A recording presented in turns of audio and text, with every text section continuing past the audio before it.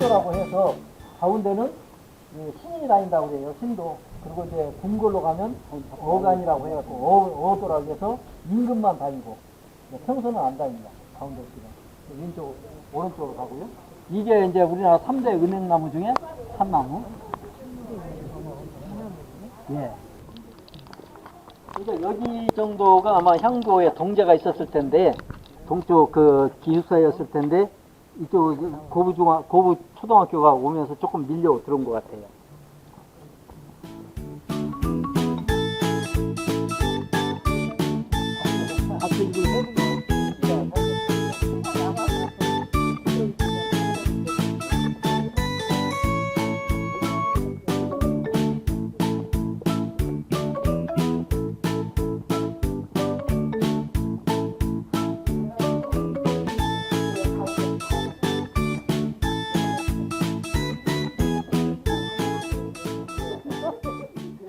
유교는 유교식 인사법이 있고, 불교는 불교식 인사법이 있고, 또 다른 종교는 다른 인사법이 있겠죠.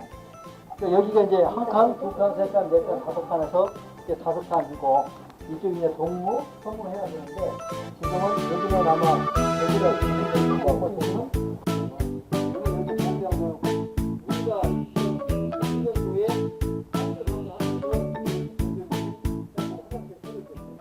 여기 이제 쫙 돗자리 깔고 앉아서 여기서 대관들이 인사를 하는 겁니다. 여기 뭐냐면 여기 물 담아져 있죠? 요건 뭐예요? 궁궐이나 이런 데 가면 이게 뭐라고 하는데 해서 이제 불나면 불 끈다고 불 끄는 물로 쓰는데 향교에서 이것은 손 씻는 물이에요. 대관들이 이제 이렇게 해서 올라가서 이제 소원관, 아원관, 동원관 향교나 산지를 지낼 때 생고기를 올리는 이유가 뭘까요? 집에서 제사 지낼 때 다 익은 음식을 하죠. 근데 이 큰 제사는 익은 음식을 안 해요. 왜 그럴까요? 산제사를 산제사? 이게 산제사는 왜 익은 생고기를 하냐고요? 아, 그래요? 네? 그냥 간단해요.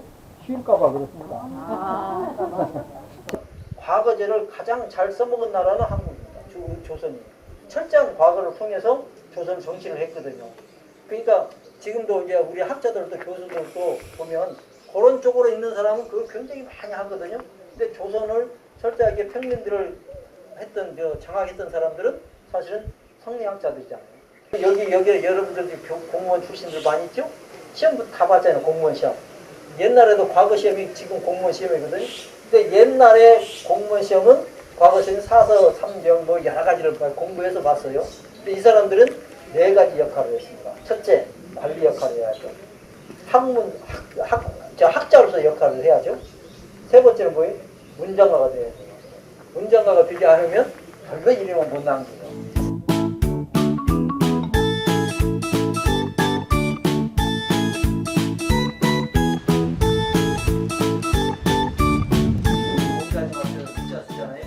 그래서 향교에 있는 현판들은 대부분 누가 썼다고 안 씁니다. 다른 데 가보면 현판 있으면 그 왼쪽 아래나 왼쪽 위라 해가지고 현판에 누구누구 몇년 몇월 을충년 몇월 며칠 김현조 이렇게 써놓잖아요. 근데 여기 향교에 있는 특징이 있어요. 그런 걸 안 씁니다. 그러니까 공자님 앞에 문자 쓰기 때문에 그걸 안 쓰고 정 쓰고 싶으면 뒷면화로 써요. 뒷면화. 근데 이번에 성주를 갔다 왔는데 성주 향교를 갔더니 성주 향교 명륜당에 보니까 거기도 써있대요. 그래서 제가 거기 있는 그 향교를 관장하는 분은 권식사라는데 그분한테 이러면 여기 나는 경상도는 좀 양반인 줄 알았더니 여기 사모들이가 있네요. 그랬더니 뭔 소리요? 그러더라고요. 그래서 이제 거기 그런 얘기를 했더니 그 사람들을 모르고 있었어요. 근데 거기는 이름은 안 써놓고 몇 년 몇 월 며칠 날 이게 썼다고 그걸 해놨더라고요. 그런 데가 몇 군데 있습니다. 또 다만 우리가 이제 겸손한다 해서 이거 공자님 계시잖아요. 공자님 계신 데서는 자기 이름을 앞에다 쓰지 않는다. 네. 그래서 우리 고부향교나 전주향교나 이런 데는 그런 것이 없습니다. 또 과연 전라북도잖아요. 감히 그쪽으로 비교가 되나요? 그런데 제가 어제 전주 시청에서 하는 포럼이 하나 있었어요. 그게 뭐냐면 과거 제도 문학관을 만들자. 문학관은 아닌가? 아무튼 그 포럼이 있었어요. 그래서 거기를 좀 다녀왔는데 보니까 경상도가 과연 선비들도 등장을 많이 했고 우리 전라도보다 훨씬 더 많이 했더라고요. 또 교수님들이 나와서 이렇게 쭉 절을 봤는데 과거에 등재라고 해야 되나? 그런 분들이 경상도가 제일 많고 그 다음에 충청도고 전라도가 세 번째더라고요. 물론 압도적으로 많은 것은 서울 경기고 그렇게 차이가 있더라고요. 그래서 과거부터 사실 우리가 이제 저 보릿고개를 통해서 전라도가 사는 인구가 많았을 것 같지만 한 번도 경상도보다 전라도가 인구가 많았던 적은 없어요. 그래서 지금도 정치적으로 표 때문에 약간 손해보잖아요. 거의 2배 차이 납니다. 경상도, 강원도 합하면 한 1100만, 1200만 정도 될 거예요. 우리 전라도 합하면 충청도까지 합해서 1000만이 안 될 거예요. 그러니까 그쪽이 더 많은 거죠. 그러니까 지금도 그렇고 과거에 우리가 호남평야가 있다고 해서 사람이 많을 것 같지만 실상은 경상도 쪽이 더 많다. 그 자료가 어디서 나오냐면 여기 눌제 있어요. 눌제 옆에 있는데 영조시대 때도 그런 얘기를 합니다. 우리 여기 고부군수가 소를 올리는데 경상도를 지칭해서 그래요. 대구 같은 데를. 대구는 좁은 지역에 오밀교으로 사람이 많이 사니까 그 사람들 데려다 이쪽 호남평야도 좀 옮겨서 살게 하자. 그런 내용이 나와요. 이거 오히려 그때에도 우리 이쪽 전라도보다 경상도 쪽이 숫자가 더 많았던 것 같아요. 그러니까 그쪽은 농사 지을 때도 없고 그럴 것 같았지만 그래도 거기는 이제 밭농사가 많으니까 그 밭농사를 중심으로 사람이 더 많이 살았던 것 같고 우리 전라도는 노는 넓게 있지만 오히려 인구가 좀 드문드문했던 것 같아요. 그 부분을 좀 소개를 한다면 이따 향교를 돌아다니면서 전국 사람들 올 때까지만 하려는데 오면 같이 한번 돌아보려고 아직 안 오니까 고부군은 과거에는 여기가 군이었고 전읍이 현이었습니다. 군현이잖아요. 군이 더 컸었죠. 그러니까 여기에 되돌아보니까 일제강점기 때는 고부군에 여기 책에 있어요. 8쪽부터 6쪽, 10쪽 한번 보시면 고부군 소개가 있고요. 고부군에 고항과 행정구역이라서 면수가 16개 면이 있습니다. 그리고 고부 관아터는 바로 옆에 고부 초등학교가 관아 자리였고요. 그 다음에 여기 향교가 있고 또 넘기시면 고부 금융조합이 있어요. 이 금융조합이 일제강점기 때 돈을 우리 은행 역할을 했기 때문에 독립운동가들이 금융조합을 턴 사건도 있습니다. 여기 그 내용도 적어놨는데요. 고부 금융조합도 우리가 이따가 식사로 가실 때 봐도 되고 도사부선 갈 때도 볼 수가 있는데 여기 일본 사람 투구같이 해놨어요. 이게 고부 금융조합이었는데 여기서 독립군들이 요걸 이제 화폐 개혁할 때 돈을 털어가는 그런 사건도 있었고요. 근데 여기가 바로 이게 목적이 돌아가면 있습니다. 그래서 고부 우체국도 있는데요. 과거의 우체국은요 경찰서 못지않은 위력이 가지고 있었습니다. 우체국을 통해서 그 지역을 다 알게 되니까 그게 나 아까 차 속에서 제가 잠깐 스파이 얘기를 했는데 거의 그 지역에 스파이 노릇을 다 하는 거죠. 그런 것들. 그러니까 일제시대를 오면서는 우리가 동양척식 주식기사라고 들어봤죠. 그 문제 그걸 알지. 동양척식 주식기사가 일본 사실 군대보다 먼저 와가지고 우리 농촌을 완전히 파헤쳐놓습니다. 그러니까 산림천택이라고 하는데 거의 공유지 문제. 산림천택. 이번에 한덕수를 통해서 한덕수, 그 다음에 김건희 이런 사람들이 땅을 많이 훔쳐갔대요. 그게 뭔지 아세요? 그게 공유지입니다. 공유지. 공유지라는 건 뭐냐면 공유지나 산림이나 산, 숲을, 천, 그 다음에 연못 이런 데가 과거에는 우리 농촌 출신들은 쉽게 이해할 수 있어요. 과거에는 소를 어디서 먹입니까? 학교 갔다 오면 애들이 소먹이잖아요. 그냥 아무 데 가서 소먹일 수가 있었어요. 그리고 내과 가서 아무 데 가서 물고기 잡아먹을 수 있었고 그 다음 산에 가서 온갖 인삼물을 다 채취할 수 있잖아요.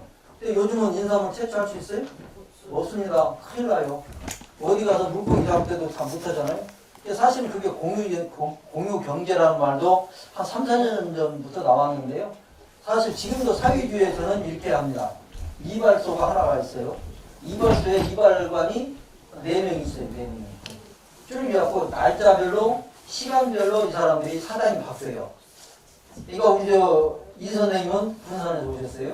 이 선생님은 오늘 오전에 사장님을 하는 거예요. 이 사람은 오후에 사장님이고 저 사람은 내일 사장님이고 또 이발소 하나에다가 그렇게 해서 같이 이게 먹고 사는 겁니다. 이게 공유 경제예요. 또 우리나라에서도 얼마 전에 바이러스 시대 때 3년가 있었죠. 그때 나온 말이 공유 경제 얘기가 나왔고 공유 부엌 얘기가 나왔잖아요. 부엌 하나에다가 여러 사람이 쓰면서 하자 이런 거였는데 그런 것들이 다 부서졌거든요. 근데 그걸 일제가 땅을 뺏어갈 때 사실은 이 공유 경제지를 더 많이 뺏어갔습니다. 그러면서 다 일본화시키고 일본 지주단한테 다 줘버렸죠. 그러면서 우리나라 사실 녹전이 피폐하기 시작한 거예요. 그러니까 우리도 학교 갔다 오면 제일 먼저 하신 거 뭐 있어요? 김재욱 박사님 학교 갔다 와서 뭘 했어? 안 먹었어요. 안 먹었어요? 갈퀴나무 안 긁었어요? 전주 사시 하고 부르는가? 불배로 가고 그 산에 가서 갈퀴나무 하고 그랬잖아요. 그 주인이 짝끼기 들고 있다가 땡 나오면 또 도망오고 막 그랬잖아요. 그것도 하나의 공유지에서 했던 일들이에요. 근데 지금은 할 수 있어요, 없어요? 못하게 하잖아요. 그러니까 그것이 그런 경제가 다 무너지고 하는데 사실은 그것을 이제 맹자 시대 때 함정이라는 말이 나오는데 사실 유럽에서는 15세기부터 앵크로지라는 경제 하시는 분 저거 다루시죠? 앵크로지 운동이 나오면서 그 울타리라는 걸 칩니다. 그러니까 사실은 이 울타리가 뭐냐면 영주나 왕이나 지주나 이런 사람들이 울타리를 딱 쳐놓고 들어오기만 해. 들어오면 벌금을 매기는 거예요. 그전에는 이런 울타리가 없었으니까 사실 누구나 가서 그렇게 이용할 수가 있었던 건데 울타리를 쳐놓고 지금부터 이건 내 땅이야? 너 들어왔지? 이거 벌금 물어야 돼? 또 벌금 물고 사람들로 하여금 못 오게 하고 사람들로 하여금 구분하게 하고 이런 걸 하는 거예요. 그것이 공유경제가 무너지는 거예요. 그러면서 이제 우리 사실은 이제 우리 지역사랄지 공동체가 무너져 버리는 겁니다. 이런 것들이 굉장히 중요한 건데 이런 것들을 제일 먼저 파괴한 게 누구냐면 동양적식 주식이다. 그것이 고부에 있었어요. 동양적식 주식자는 보통 어디에 있었냐면 서울에 본점이 있었고, 서울의 본점은 일본에 있죠. 서울에 본점이 있었고, 차기야 함경도에 있었고, 그 다음에 대구에 있었고, 익산에 있었고, 이게 목포에 있었고, 그러니까 굉장히 농토가 넓고 쌀을 수탈해 갈 수 있는 데가 있었어요. 대전에 있었고, 그냥 익산에서 이 고부까지 관장을 한 겁니다. 그래서 고부에는 분소가 있었고, 고부군서 우리가 지난번에 다녀온 데가 고부 중학교가 그 창고지였어요. 그리고 고부가 헌병대가 여기가 와 있었어요. 우리 전라북도에 이제 주로 헌병대로 와 있었는데 고부가 그만큼 과거에는 굉장히 중요한 도시였다. 그러니까 문자를 아는 거하고 한자를 아는 거하고 한문하고 이건 좀 차이가 있는 거죠. 한자는 알파벳을 아는 거지만 한문은 문장을 아는 겁니다. 문장이 되지 않으면 글이 안 되잖아요. 글이 안 되면 사실을 예술을 송할 수가 없는 거죠. 불령여로와 용이 자원방내면 불령납고와 인부지 불운이면 불려군자 호환이라. 이게 도너 한편이고 자경문은 부초심지는 수월리야구하고 진근연선하야 수계 쉽게 등하야 선지지범 개차오리다. 애자는 유형하고 소자는 위제니라. 선지지범이 거기까지만 이렇게 하는 겁니다. 그래서 옛날 어른들이 까딱까딱 하는 것이 음악적 요소 때문에 그런 거예요. 그러니까 우리가 시를 지을 때도 반드시 내재율 유형을 배웠죠. 그런데 사실 우리 교과서는 그렇게 배웠어도 현대 시를 쓸 때 유형률 할 때 내재율 그거 따집니까? 자유시에? 별로 없어요. 그런데도 보면 시낭송가들이 그러니까 하다 보면 이렇게 딱 앵기는 게 있어요. 그런 걸 찾으면 거의 다 내재율이 있다고 보면 됩니다. 그게 내재율. 안에 있는 율격. 옛날 어른들 책 어떻게 읽은지 아세요? 타령적으로 읽었어요. 타령적으로 누워가지고. 그러니까 우리나라 국어 띄어쓰기를 누가 만들었어요? 미국 선교사가 만들었어요. 한국 사람이 안 만들었습니다. 미국 선교사가 한국말을 배웠는데 이거 너무 어려운 거예요. 어디서 시작해서 어디에 띄어야 할지를 모르겠어. 그 영어식으로 띄어쓰기를 만든 게 미국 선교사님이에요. 그 사람이 대단히 와서 큰 역할을 한 거예요. 그러면서 한글이 사실은 어려워졌습니다. 여러분 예를 들어서 한국 맞춤법 중에서 제일 어려운 게 뭐예요? 띄어쓰기예요. 특히 사이수 들어간 띄어쓰기 되게 어렵거든요. 어디서 띄어야 할지를 몰라. 이거 붙일까? 띄울까? 헷갈리잖아요. 그래서 옛날 어른들은 아예 안 띄었어요. 그냥 쫙. 네. 예를 들어서 이런 거 있잖아요. 그러니까 거기 예련선 한번 제가 읽어보겠습니다. 옛날 투로 읽어볼게요. 지금은 예를 들면 물과 땅에서 나는 초목과 꽃 중에 사랑할 만한 것은 매우 많다. 이렇게 있잖아요. 근데 옛날 안 그랬어요. 물과 땅에서 나는 초목과 꽃 중에 사랑할 만한 것은 매우 많다. 진나라의 도연명은 유독 국화를 사랑했고 당나라 이래로 세상 사람들은 모란을 매우 사랑했다. 나 홀로 연을 사랑하노니 연꽃은 진흙에서도 더러움에 물들지 않고 맑은 물에 씻겼으나 위험하지 않고 속은 비고 밖은 고드며 동굴은 뻗지 않고 가지도 지지 아니하며 아이고 순차라. 이제 우리가 알기로는 연꽃을 뭐 불교꽃이라고 하지만 중국에서는 연꽃을 굉장히 이렇게 선비들이 많이 좋아했습니다. 여기서 나오다시피 도연명 이후에 연꽃을 사랑하는 사람은 주돈이가 자기다 이렇게 얘기하죠. 우리나라 꽃은 무슨 꽃? 무궁화 꽃. 일본 꽃은 사쿠라 꽃. 중국 꽃은 없어. 중국은 국화가 없어요. 양귀비. 만약에 있다면 중국은 국가에서 지정한 꽃이 없습니다. 다만 중국 사람들이 제일 좋아하는 꽃은 모란입니다. 모란은 왜요? 부귀영화인데 어째서 부귀영화가 됐을까요? 모란이? 칙천무가 좋아해서 그래요. 칙천무가 제일 좋아하는 꽃이 모란꽃이거든요. 향교 왔으니까 한 가지 더 합시다. 그럼 자는 언제부터 사용했고 호는 언제부터 사용했을까요? 우리는 보통 호를 많이 써요. 자는 잘 안 씁니다. 자는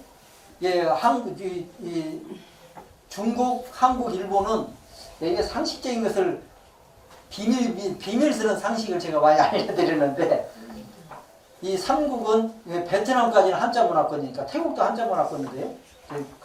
옛날에 가봤을 때. 근데 이제 보면 혼을 많이 쓰지 자는 잘 안 씁니다. 그리고 이름을 굉장히 거룩하게 생각했어요. 이름을 거의 안 부릅니다. 요즘은 호적에 우리는 다 지금 서양 교육을 받다 보니까 서양 교육, 서양식 모든 걸 하다 보니까 뭐 법령 어쩌고 하는데 공자님은 자는 있고 호가 없어요. 그래요? 맹자님은요? 맹자님도 그러겠죠. 그러겠죠. 한참 동안은 호는 없습니다. 자만 있어요. 그러니까 그전에는 이름은 부모나 조상이 지어주잖아요. 그러더니 이름은 굉장히 존귀한 거예요. 굉장히 거룩한 거죠.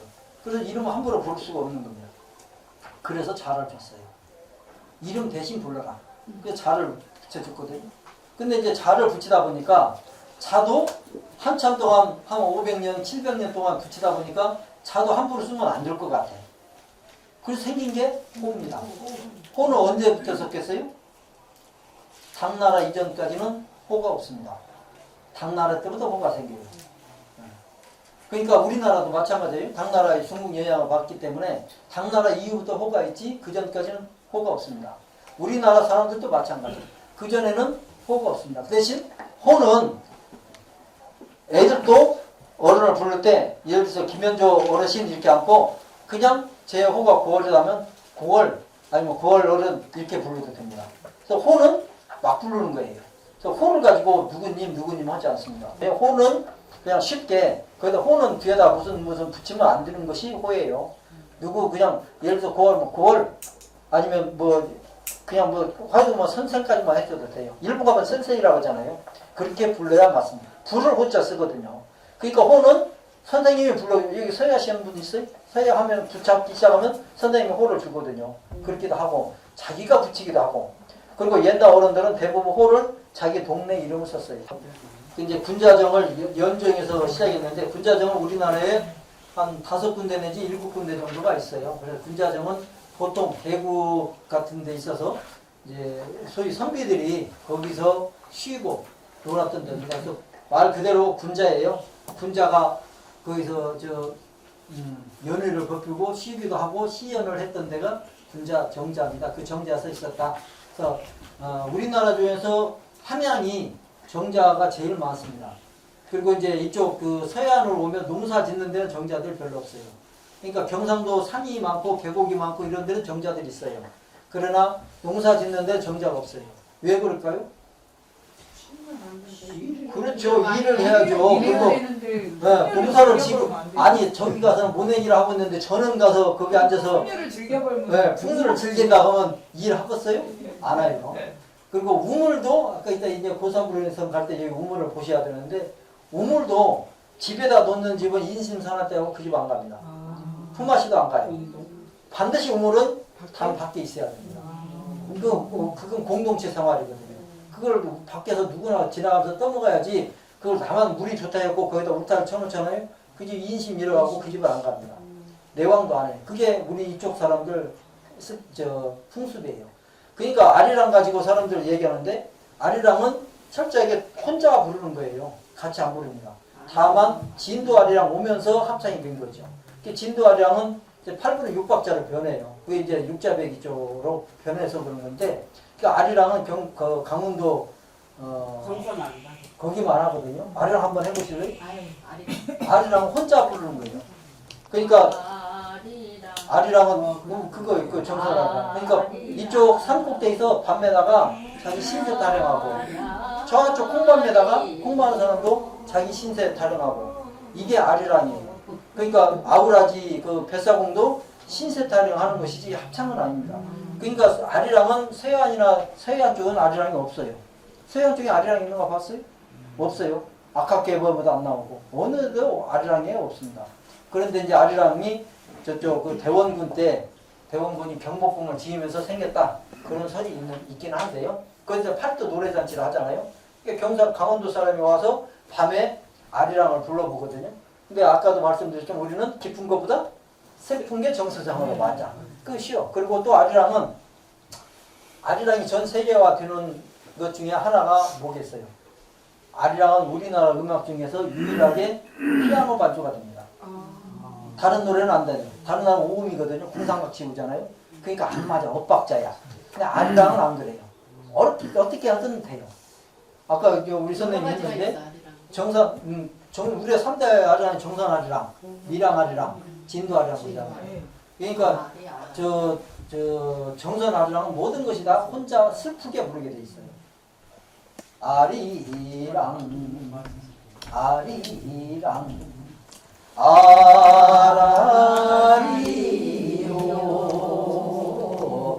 아리랑 고개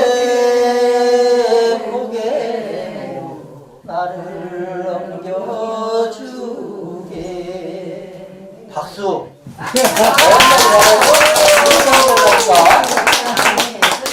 이게 정선아라예요.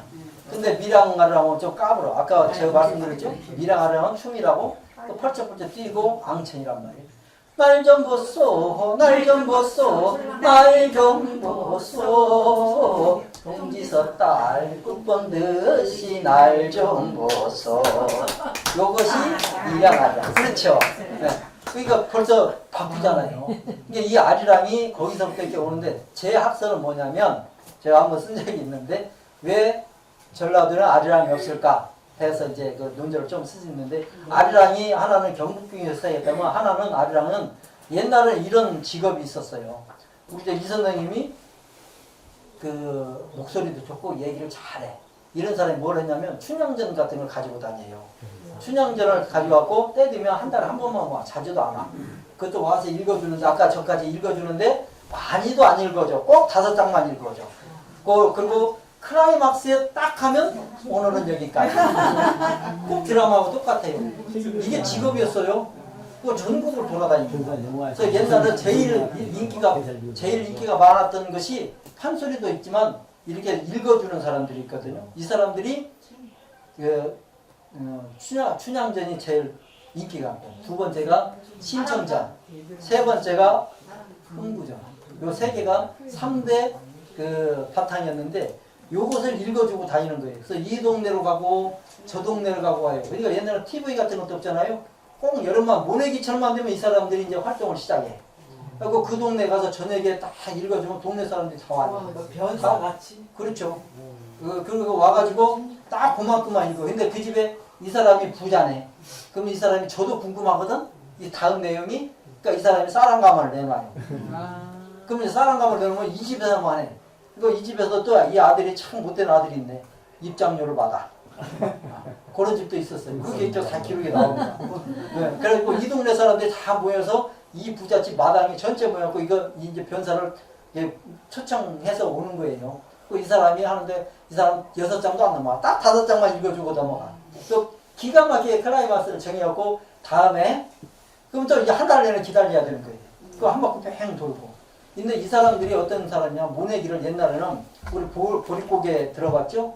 이런 것처럼 강원도 사람들이 점진적으로 남쪽으로 와서 모내기를 품마시러 옵니다. 근데 이 사람들이 저녁에 뭐 하겠어요? 흥얼을 하는 것이 아리랑이에요. 그 아리랑은 혼자 노래라고 그랬잖아요. 합창이 아니라고 그랬잖아요. 혼자 노래니까 흥얼하니까 옆에서도 보니까 음악이 듣기가 아주 좋거든. 이게 쉽게 빠져들거든요. 그러니까 그것이 점점 전파된 거예요. 근데 전파되면서 지역마다 이것이 번져가는 거죠. 지역마다 번져가는데 자기 쪽으로 바뀌어요. 그래서 경상도는 미랑 아리랑 쪽가 제일 흔하게 되고, 우리 전라도는 다른 데는 없었어요. 희한하게 진도 사람들, 이게 무속이 많잖아요. 거기가 음악이 육자배기 쪽으로 변하게 됩니다. 그것이 진도 아리랑이에요. 그러니까 지금은 진도 아리랑도 빠르게 부르거든요. 아리랑 스리스리랑 아라리가 나는데, 이게 지금 보통 불러요. 근데 정성은 그렇게 안 불러요. 아리랑 스리스리랑 아라리가 나는데, 아리랑 아라리가 나네. 청천 하늘에 잔별도 많고 이내 가슴에 수심도 많다. 이게 정상적인 진도 아닙니다. 근데 사람들이 지금은 왔어. 이 사람 올 때까지만 내가 떠든 거예요. 그래서 이게 지금은 빨리 해야 멋지니까. 그리고 음악이 지금은 춤만 추면 인기가 없잖아요. 이게 춤도 막 음악 요소화하는 거예요. 그게 서양화되면서 이렇게 되네요.